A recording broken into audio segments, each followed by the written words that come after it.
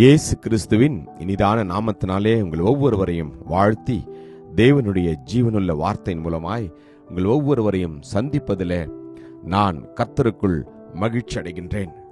கொலோசியர் 2:6-7.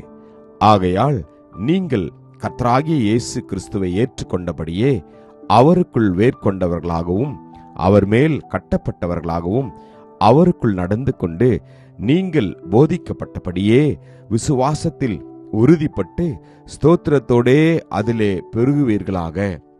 Colossians chapter 2 verse 6 and 7. As you therefore have received Christ Jesus the Lord, so walk in him, rooted and built up in him and established in the faith as you have been taught, abounding in it with thanksgiving. Amen. கர்த்தருடைய நாமம் மகிமைப்படுவதாக.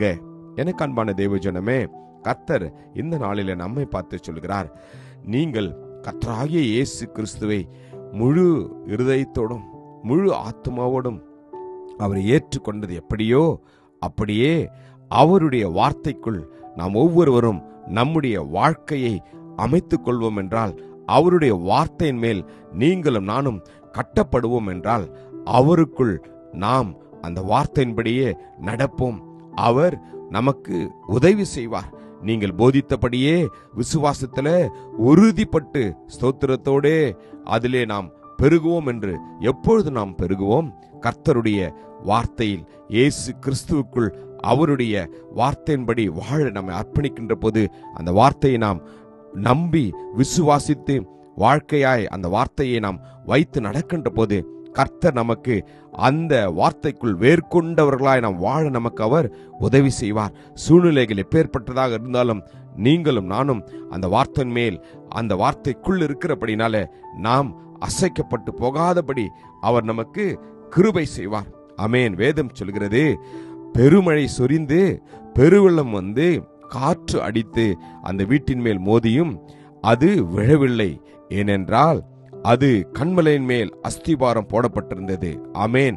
நான் சொல்லிய இந்த வார்த்தைகளை கேட்டு, அதாவது இயேசுவினுடைய ஜீவனுள்ள வார்த்தைகளை கேட்டு இந்த வார்த்தைகளின்படி செய்கிற எவனோ அவனை கன்மலையின் மேல் தன் வீட்டை கட்டின புத்தியுள்ள மனுஷனுக்கு ஒப்பிடுவேன் என்று நாம் வேதத்திலே வாசிக்கிறோம். எனக்கு அன்பான தேவஜனமே, இந்த நாளிலே உங்களுடைய சூழ்நிலைகள் எப்பேற்பட்டதாக இருந்தாலும் நீங்கள் எதை குறித்தும் கவலைப்பட வேண்டாம்.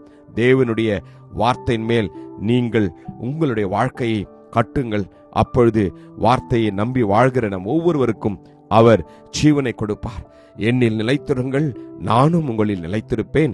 கொடியானது திராட்சை செடியில் நிலைத்திராவிட்டால் அது தானாய் கனி கொடுக்க மாட்டாதது போல நீங்களும் என்னில் நிலைத்திராவிட்டால் கனி கொடுக்க மாட்டீர்கள் என்று வேதம் சொல்கிறது.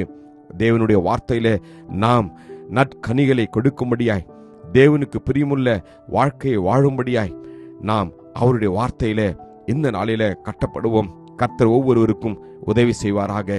கிருபையும் இரக்கமும் நிறைந்த நல்ல தகப்பனே, இந்த நல்ல நாளுக்காக உமக்கு நன்றி அப்பா.